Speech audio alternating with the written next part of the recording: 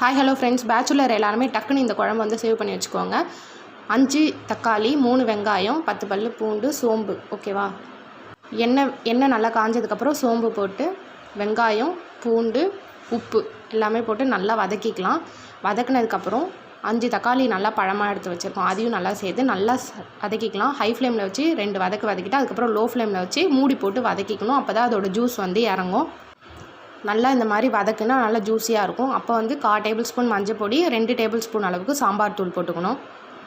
போட்டு நல்லா வதக்கி விட்டு 3 கிளாஸ் அளவுக்கு தண்ணி விட்டுக்கலாம். தண்ணி நல்லா கொதித்ததுக்கப்புறம் கரம் மசாலா தூள் வந்து போட்டுக்கணும்.